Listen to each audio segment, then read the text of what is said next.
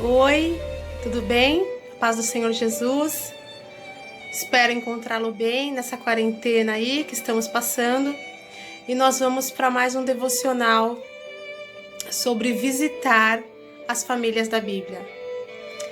Hoje a gente vai visitar uma casa aí que muitos conhecem e é de uma pessoa que construiu um grande projeto de Deus.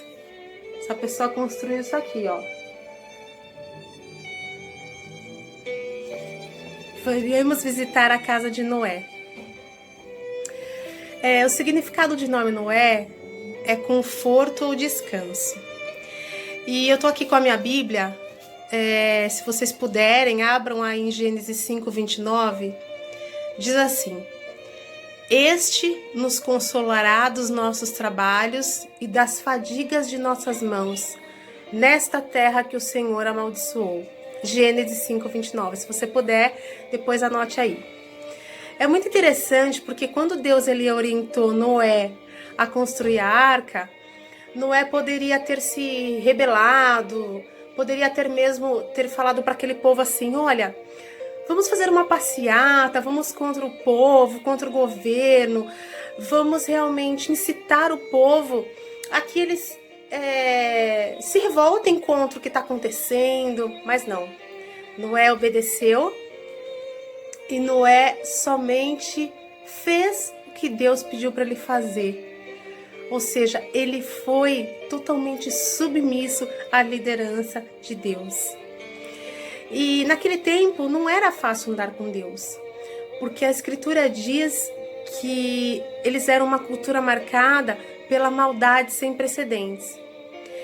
Se vocês forem conferir, os versículos iniciais de Gênesis, no capítulo 6, pintam um quadro muito sombrio da humanidade. Se vocês forem parar para pensar, é um quadro mesmo de degradação humana. E logo no início do capítulo 6 está escrito assim: como se foram multiplicando os homens na terra, eles nasceram filhas.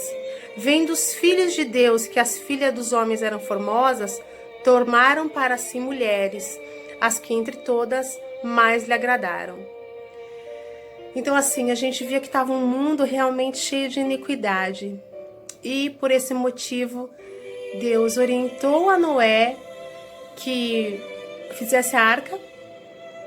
E Noé, ele foi tido como louco, como tolo, principalmente porque naquela época não chovia. Imagina você construir uma arca para quê? Se não chove. A mesma coisa de eu vender guarda-chuva numa terra onde nunca choveu.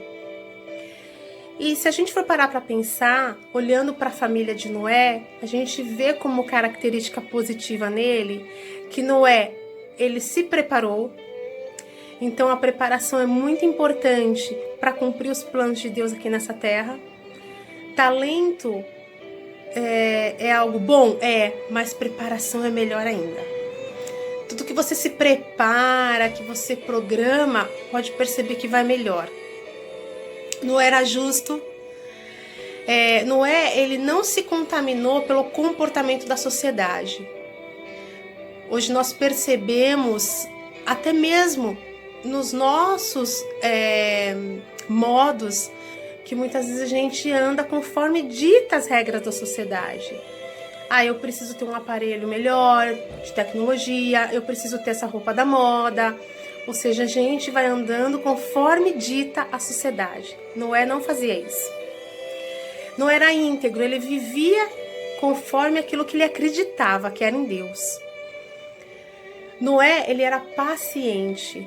Todos aqui conhecem, né, a história de Noé, que ele foi o escolhido para, juntamente com a família dele, entrar na arca. E ele teve muita paciência, ele levou muitos anos construindo aquela arca. E até mesmo depois que a tempestade cessou, ele esperou o tempo que ele soltou a pomba. Então ele foi paciente para esperar o tempo de Deus também no sair da arca. E Noé, ele era fiel a Deus, porque quando ele saiu da arca, ele fez ali um altar de adoração para o Senhor para agradecer. E ele andava com Deus. Então nós vemos todos esses predicados aí de um homem que norteava a família dele conforme essas qualidades.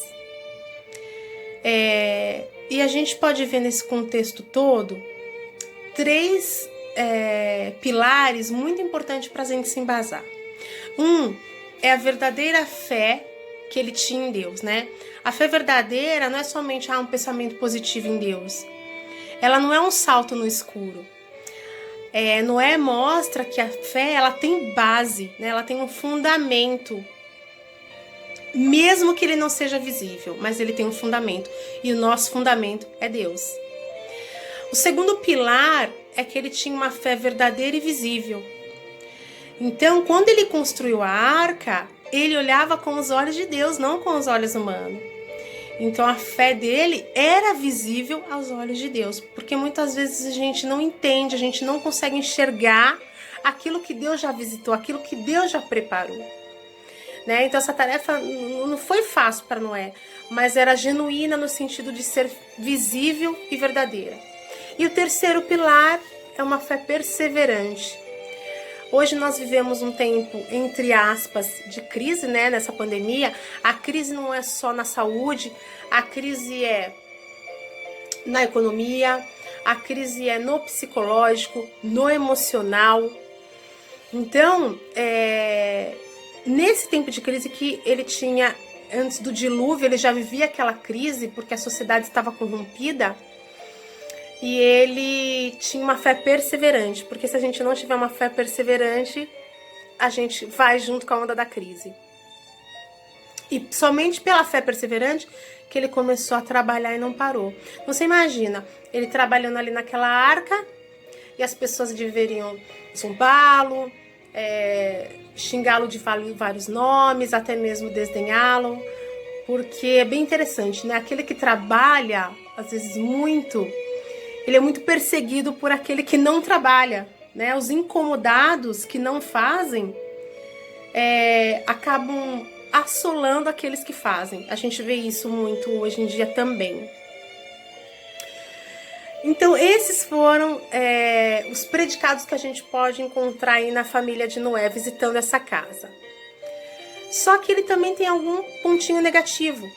Noé, quando tudo aquela tempestade cessou, que eles saíram da arca, ele tinha um ofício de agricultor e ele ali plantou, né, uma vinha. E ele cometeu um grave erro de ceder à embriaguez. Cedendo à embriaguez, ele se expôs a um ato de nudez, foi ridicularizado pelo filho, exposto a outros 2 irmãos.